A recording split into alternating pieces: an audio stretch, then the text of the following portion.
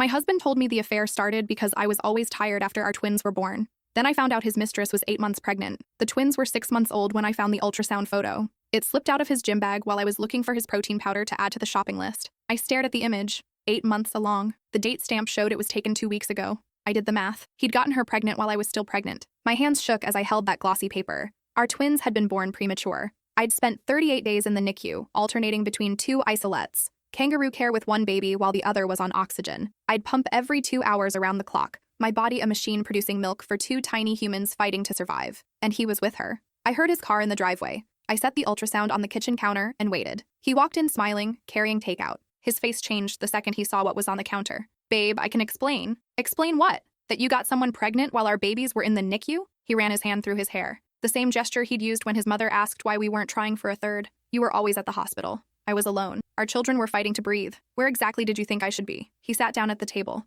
Actually sat down like this was a reasonable conversation to have. It just happened. Rachel understood what I was going through. The stress. The pressure. Rachel. He'd given her a name in my kitchen. What pressure? I was the one doing night feedings alone because you had early meetings. I was the one managing 2 newborns while recovering from a C-section. You were tired all the time, he said. You never wanted to do anything anymore. I laughed. Actually laughed. The sound felt foreign in my throat. I had 6-month-old twins. What exactly did you want me to do? Rachel makes me feel alive. I picked up the ultrasound. Studied it. A baby girl, according to the text at the bottom. When's she due? 4 weeks. 4 weeks. His other child would be born when our twins were 7 months old. I want to meet her. His head snapped up. What? Rachel. I want to meet the woman who understood your stress so well she got pregnant. That's not a good idea. You're right. None of this is a good idea. But I'm meeting her anyway. He gave me her address after I told him I'd call her myself otherwise. She lived in a condo downtown, the expensive kind with a doorman. I wondered how he was affording that on top of our mortgage. I showed up the next morning. She answered the door in yoga pants and an oversized sweater, her belly prominent. She was younger than me, maybe 26.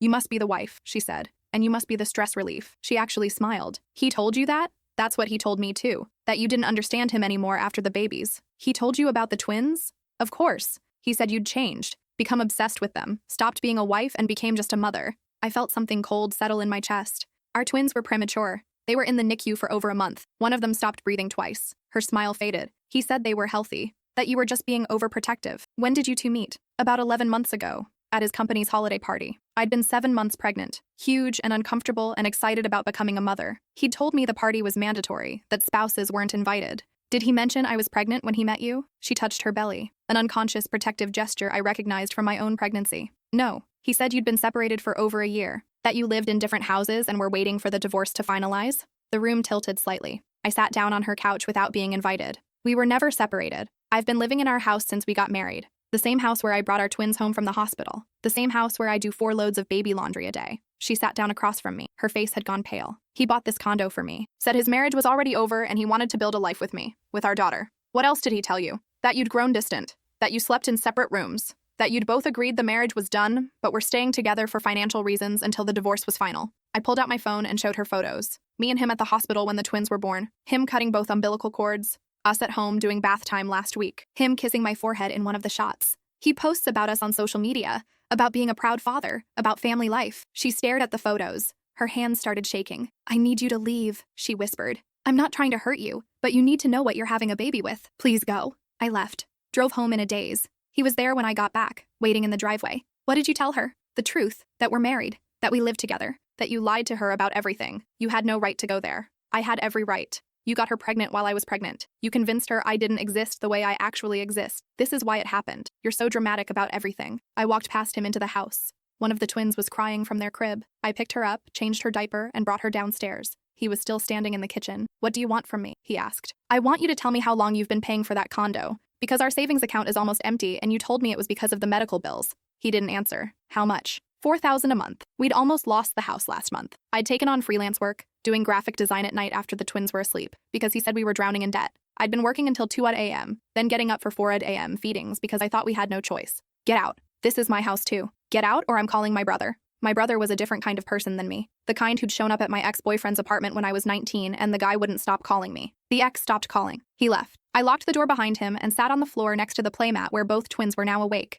They looked at me with their huge eyes. 6 months old. They didn't know their father was living a completely separate life. I called a lawyer the next morning. She listened to everything and then said, start documenting everything. Bank statements, text messages, everything. I pulled our financial records. The condo payment started 11 months ago, right after he met Rachel. He'd also been paying her car payment, her insurance, her gym membership. I added it up. He'd spent $61,000 on her in less than a year, while I was shopping at discount stores for baby clothes, while I was rationing my own meals to save money, while I was convinced we were on the edge of financial ruin. Rachel called me later that week. "He's been lying to me," she said. No greeting, just that. "I know. I'm 8 months pregnant with his baby and I don't even know who he actually is. Join the club." I told him I needed space. He showed up at my apartment at midnight, drunk, demanding I let him in. The doorman had to remove him. I closed my eyes. I'd seen him drink like that once, in college, when his father told him he was disappointed in his career choice. He'd punched a hole in his dorm wall and then cried in my lap for an hour. "What are you going to do?" I asked. "Have this baby. Raise her alone. He's already threatening to fight me for custody. He won't win. Start documenting everything too." We both documented. I found text messages on his laptop where he called me a burden, where he told Rachel I was mentally unstable after the birth, where he complained that I'd let myself go and wasn't attractive anymore. I'd gained 38 pounds during the pregnancy and lost only 19 of it. I was 6 months postpartum with twins. My body was still recovering from growing 2 humans and a traumatic delivery. But sure, I'd let myself go. His mother called. "I heard you're throwing your marriage away over nothing," she said. "He got another woman pregnant while I was pregnant with your grandchildren. Men make mistakes. You're supposed to forgive him. He spent $61,000 on her, while telling me we couldn't afford to fix our broken washing machine. You're being selfish. Think about those babies. They need their father. Their father needed to think about them before he started a second family." She hung up on me. His father called an hour later. "You need to drop this divorce. He's my son. You're destroying his reputation at work." He destroyed his own reputation. "If you go through with this, we'll fight you for custody. We'll prove you're an unfit mother." Good luck with that.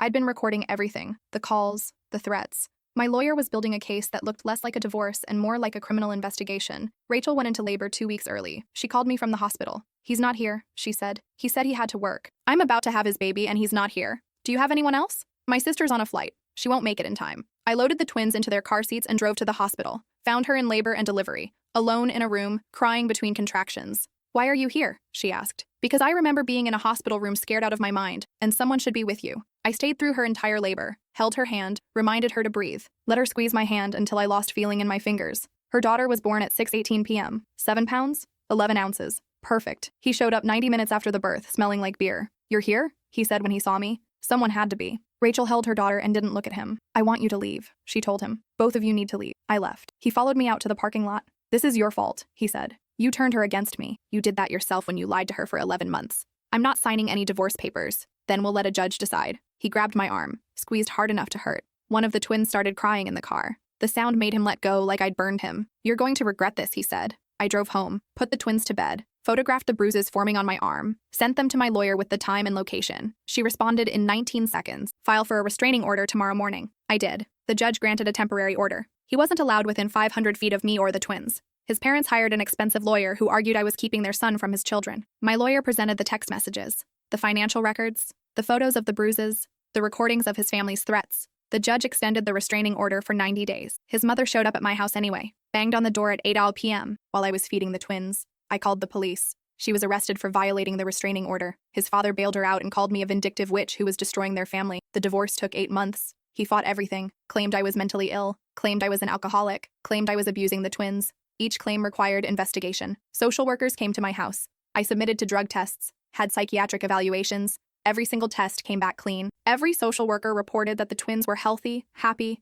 and well cared for. Meanwhile, he got arrested twice. Once for drunk driving, once for showing up at Rachel's apartment at 2 a.m. and refusing to leave. Rachel got her own restraining order. The judge awarded me full custody with supervised visitation for him. He got the twins every other weekend for 4 hours, at a supervised facility, with a social worker present. He stopped showing up after the second visit, said it was too humiliating to have someone watch him be a father. Rachel reached out 6 months after her daughter was born. He hasn't paid child support. He hasn't visited her. I'm raising her completely alone. File with the court. They'll garnish his wages. I'm afraid of what he'll do. He can't do anything. You have a restraining order. She filed. The court ordered him to pay $1,800 a month. He paid for 2 months and then quit his job rather than have his wages garnished. Started working under the table. Cash jobs. Anything to avoid paying either of us. My lawyer got his wages garnished anyway once he was forced to file taxes. He owed me $34,000 in back child support. Rachel was owed $18,000. The state took his tax return, seized his bank accounts. He moved back in with his parents. His mother blamed me, said I'd ruined her son's life out of spite.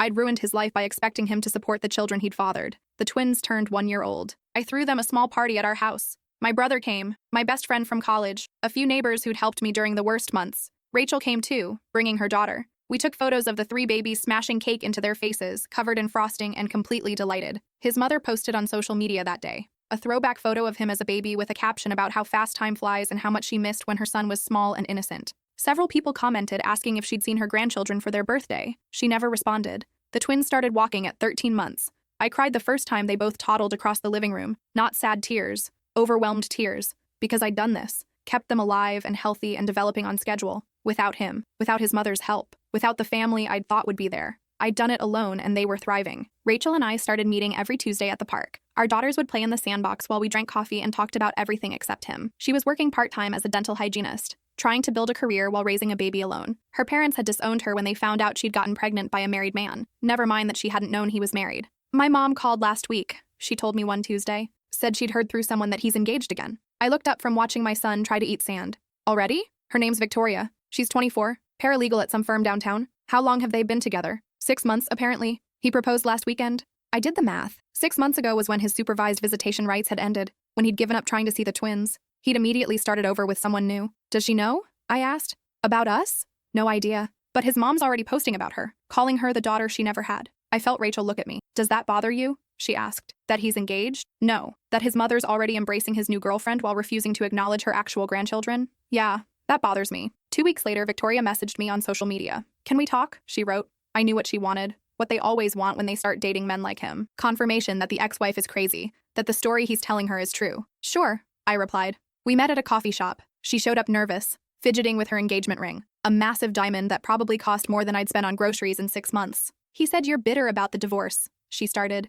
that you're trying to keep him from his kids out of spite. I pulled out my phone, showed her the same photos I'd shown Rachel, the text messages, the court documents, the restraining order. He has supervised visitation every other weekend. He stopped going. Her face changed as she scrolled through the messages, the ones where he called me worthless, where he said the twins would be better off if I died, where he threatened to make me regret ever meeting him. This is from 2 weeks ago, she said, pointing to a message. We were already dating. Check the timestamp on this one, I said, pulling up another message. It was from him to Rachel, telling her he still loved her, asking if they could try again. This was last week, I said, after your engagement, according to his mom's Facebook. She handed back my phone, stared at her coffee. Why are you showing me this? Because you deserve to know what you're getting involved with. What I wish someone had told me. Does he know you're meeting with me? No, and you don't have to tell him. But you should ask yourself why his ex-wife and the mother of his other child both have restraining orders against him, and why his own mother has been arrested for violating one of those orders. She left without finishing her coffee. I texted Rachel about it that night. Think she'll leave him? Rachel asked. No idea.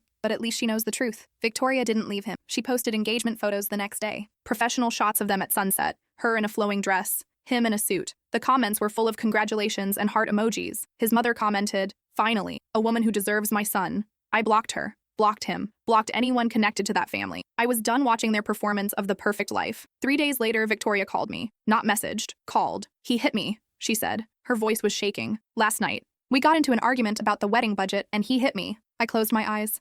Remembered the bruises on my arm, the way he'd squeezed until I thought something might break. Did you call the police? No. He apologized. Said he was stressed about work, that it would never happen again. It will happen again. You don't know that, Victoria. He grabbed me hard enough to leave bruises. He showed up drunk at Rachel's apartment and had to be physically removed. He's got a pattern. This isn't stress. This is who he is. She was quiet for a long moment. I don't know what to do. Leave. Right now. Pack a bag and leave. I can't. We're getting married in 2 months. The invitations are already sent. His whole family is flying in. So cancel the wedding. Better to cancel than to marry someone who hits you. It was one time. It's never one time. Please, I'm begging you. Leave him before you end up pregnant and trapped like Rachel and me. She hung up. I sat there holding my phone, feeling helpless. I'd shown her everything, given her every warning, and she was still going to marry him. The wedding was in October. I saw the photos on social media through my brother's account. He'd remained friends with some of them because he felt bad for me and wanted to keep an eye on things. Victoria looked beautiful in a white dress. He looked proud in his tuxedo. His mother cried during the ceremony, posted about how her son had finally found true love.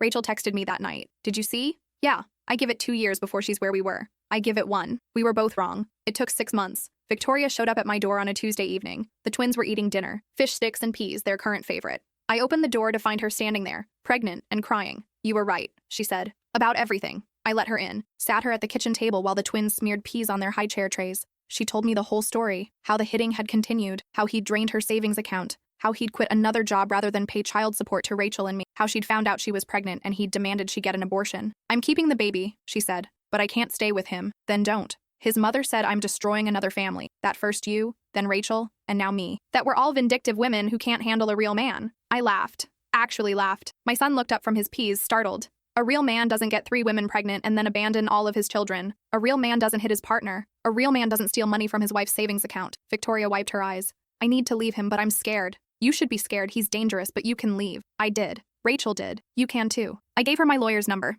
helped her file for a restraining order, drove her to the courthouse when the hearing was scheduled. The judge looked at her medical records documenting the bruises, the photos of her empty bank account, and the police report from when neighbors had called about their fighting. Restraining order granted. She moved into a small apartment, got a new job at a different law firm, started documenting everything the same way Rachel and I had. When her daughter was born, neither Rachel nor I were surprised that he didn't show up, didn't call, didn't send flowers or a card or any acknowledgement that he'd just become a father for the 4th time. He now had 4 children by 3 different women, and he'd abandoned every single one of them. Victoria filed for child support. The court added her to the list of people he owed money to. He now owed $73,000 in back child support across 3 cases. The state suspended his driver's license, put liens on any property he might acquire, flagged his social security number so any legitimate employer would immediately start garnishing his wages. He responded by moving out of state, went to live with his cousin in Arizona, worked construction under someone else's name, sent his mother money to forward to him so nothing could be traced back to his actual identity. His mother complied, helped him hide from his responsibilities, posted on social media about how unfair the family court system was to men, how fathers had no rights, how women were weaponizing children to hurt good men. Meanwhile, Rachel, Victoria, and I were raising 4 children between us, working multiple jobs, shopping at thrift stores and clipping coupons, splitting the cost of a babysitter so we could each work evening shifts, building a life out of the wreckage he'd left behind. The twins turned 19 months old, started putting sentences together. My daughter said, "Mama love you," one morning while I was changing her diaper. My son repeated it immediately after. "Mama love you too," I cried. Actually sobbed in the middle of the nursery while they looked at me confused. Because that's the thing about doing it alone. Everything is harder, everything takes longer, everything costs more, but no one is telling me I'm worthless. No one is spending our money on another woman. No one is making me feel like I'm crazy for being tired after taking care of 2 babies. Rachel's daughter took her first steps at our Tuesday park meetup. Rachel burst into tears. Victoria, who was 6 months pregnant at the time, handed her a tissue and said, "It gets easier, right? Tell me it gets easier." Rachel and I looked at each other. "No," I said honestly. "It doesn't get easier, but you get stronger." Victoria's daughter was born in April. Another girl. She had his eyes, but Victoria's smile. We all went to the hospital to meet her, stood in Victoria's room passing around this tiny baby while the twins and Rachel's daughter played with the balloons tied to the bed frame. "This is so weird," Victoria said, watching us. "His ex-wives and his ex-fiancé all helping me with his baby." "We're not helping you because of him," Rachel said. "We're helping you despite him." The nurses thought we were sisters. Found it sweet that the whole family had come to support the new mom. We didn't correct them. We'd become a family of sorts, a broken one, a strange one, but a family nonetheless. His mother sent Victoria a message 2 days after the birth. "I hope you're happy. You've ruined my son's life." Victoria blocked her, blocked his entire family, focused on her daughter and building a life that had nothing to do with any of them. I got a call from a detective 6 months later. Apparently, he'd been arrested in Arizona for assault. Bar fight that had left someone with a broken jaw and a concussion. He'd given a fake name, but his fingerprints were in the system from his previous arrests. "He's facing up to 5 years, the detective said. "The victim is pressing charges. DA wants to make an example of him because of his outstanding warrants for child support evasion." "Good. You don't sound upset." "Should I be?" He abandoned his children, hit multiple partners, stole money, evaded court orders. I hope they throw the book at him. They did. He got 4 years. Would serve at least 30 months before being eligible for parole. His mother started a GoFundMe for his legal fees.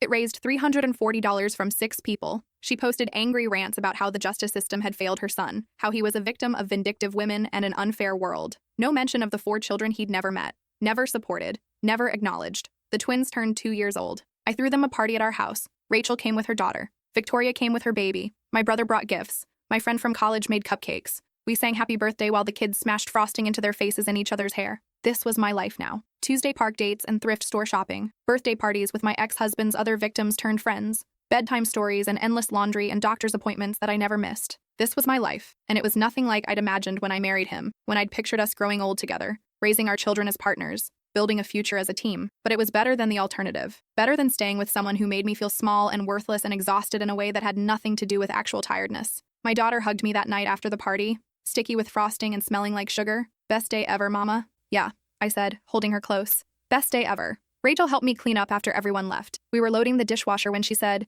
"Do you ever wonder what your life would be like if you'd never met him?" I thought about it, really thought about it. I'd have more money, less stress, probably a cleaner house. But I wouldn't have them. I gestured to where the twins were crashed out on the couch, exhausted from their party. And I wouldn't have this. Whatever this is that we've built. Rachel nodded. I think about that too, about how I wish I'd never met him. But then I look at my daughter and I can't wish that, because she wouldn't exist. It's possible to be grateful for your kids while still being angry about how you got them. Is it weird that I'm not angry anymore? I loaded the last plate into the dishwasher. What are you then? Relieved that I got out, that I found out who he really was before I married him, that my daughter will grow up watching me be strong instead of watching me shrink. The twins started kindergarten screening last month. The evaluator asked me about their father, if he was involved in their lives. I said no. She asked why, and I gave her the short version. Affair, second family, restraining orders, prison. She didn't blink, just made notes on her clipboard and said, "You're doing a great job with them. They're ahead in all their developmental milestones. Well-adjusted. Happy." I cried in my car after the appointment. Good tears, proud tears, because I was doing it, raising them right, keeping them safe and loved and on track. Without him, without his family, without anyone who'd said I couldn't do it alone. Victoria called me last week. I got the strangest message from his cousin, the one he was staying with in Arizona. What did it say? That he wants to get to know his kids when he gets out. That prison has changed him, made him realize what's important. I was quiet for a moment. Then I asked, "What did you say?" I blocked the cousin. I'm not interested in his redemption arc. My daughter doesn't know him, doesn't need him. We're fine without him. Good. Rachel got the same message. She blocked the cousin too. What about me? You're probably next. The message came 2 days later, his cousin explaining how sorry he was, how much he regretted everything, how he wanted to make amends and be a real father to his children. I read it twice. Then I typed out a response. He had 4 chances to be a father. He chose to abandon all 4 of his children. He chose to hit their mothers. He chose to steal money and evade court orders and run away instead of taking responsibility. I don't care if prison changed him. My children don't know him and they never will. If he contacts me or anyone in my family again, I'll file harassment charges. I blocked the cousin. Blocked anyone else connected to that family that I'd somehow missed. The twins are building towers out of blocks right now, working together to make the tallest structure possible. My daughter hands my son blocks. He carefully stacks them. When the tower falls, they laugh and start over. They don't ask about their father. Don't wonder where he is or why he doesn't visit. In their world, family is me, and Rachel and her daughter, and Victoria and her baby, and my brother, and the few friends who stuck around through everything. Sometimes I wonder if I should feel guilty about that, about raising them without their father, without his family. But then I remember him calling me worthless, remember the bruises, remember watching him choose himself over and over again, and I don't feel guilty anymore. Last Tuesday at the park, a woman approached us. She was young, maybe 25, watching the 3 of us with our kids looking nervous. "Excuse me," she said. "Are you the ones who were married to him?" Rachel, Victoria, and I exchanged looks. "Who's asking?" I said carefully. "I'm his girlfriend, or I was. We broke up last week." She pulled out her phone, showed us screenshots of messages. The same lies, the same promises, different woman. "He told me his ex-wives were crazy," she said, "that they made up stories about him to get more child support. But then I found court records and restraining orders, and I couldn't stop thinking about what he'd said versus what I was reading." Victoria stood up, walked over to her. "Did he hit you?" The woman's eyes filled with tears. She nodded. "Once. He said it wouldn't happen again. But I keep thinking about what you all went through and I'm scared it will." "It will," Rachel said quietly. "It always does with him." We sat with her for over an hour, showed her our documentation, our court records, gave her the names of our lawyers and therapists and the domestic violence hotline that had helped Victoria leave. She cried. We let her. Didn't rush her or minimize her feelings or tell her it could be worse. Because we'd all been where she was. Confused and scared and wondering if we were overreacting. Wondering if maybe we were the problem. "Thank you," she said when she finally left, "for being honest with me, for not making me feel crazy." After she was gone, Victoria said, "How many more do you think there will be?" "As many as it takes until someone finally sees him for what he is," Rachel replied. "Or until he's too old to charm anyone new." I watched my twins play in the sandbox. My son was trying to build a castle. My daughter was helping him dig a moat. They were arguing about whether the moat should have water or sand, but they were working it out together. "You know what's strange?" I said. "I spent years being tired, so tired I could barely function, and he used that as an excuse to cheat, to start a whole other family. And now," Victoria asked, "now I'm more tired than I've ever been, working full-time, raising 2 kids alone, managing everything by myself. But I'm not exhausted the way I was when he was around." Rachel nodded. "Because that kind of tired wasn't about sleep. It was about being drained by someone who took everything and gave nothing back." Exactly. We sat there watching our kids play. 4 children who would never know their father. Who would grow up with the story of why he wasn't around, who would have to decide for themselves someday what that meant. But they'd grow up seeing their mothers as strong, as survivors, as women who chose themselves and their children over a man who'd proven he wasn't worth keeping. The twins just turned 26 months old. They're fully conversational now. Ask endless questions. Want to know why the sky is blue and where birds sleep, and whether dinosaurs liked cookies. Yesterday, my daughter asked, "Where's our daddy?" I'd been preparing for this question, had practiced different answers in my head, trying to find the right balance between honesty and age-appropriate. "Your daddy doesn't live with us," I said. "But you have me, and your uncle, and Rachel and Victoria and their daughters. We're your family. Why doesn't he live with us?" "Because he made choices that meant he couldn't be a good daddy. So it's just us now." She thought about this for a moment. Then she said, "That's okay. I like us. My son nodded in agreement. We have mama. That's enough. And maybe it was enough. Maybe it had to be. Because this was the life we had now. The one I'd built from the ruins of my marriage. From the lies and betrayal and financial devastation. It was smaller than I'd planned. Harder than I'd imagined. But it was honest. It was real. And it was ours. I'm not the same person I was when I found that ultrasound photo. When I thought my world was ending because my husband had gotten another woman pregnant. I'm harder now. More cautious. Less willing to believe in fairy tales. But I'm also stronger. More capable. More certain of who I am and what I deserve. And what I deserve isn't a man who calls me a burden for taking care of our premature babies, who spends our savings on his mistress while I work myself to exhaustion, who abandons 4 children because taking responsibility is too hard. What I deserve is exactly what I have now. 2 healthy kids, friends who understand, a life built on truth instead of lies. The twins are laughing at something on the TV, some cartoon about talking animals. My daughter is sitting in my lap. My son is sprawled on the floor with his stuffed dinosaur. This is my life now. And despite everything it cost to get here, despite all the pain and fear and struggle, I wouldn't trade it for anything, not even for the fairy tale I used to believe in, because this is real. This is honest. This is love that shows up every single day, even when it's hard, especially when it's hard. And that's worth more than any lie ever could be.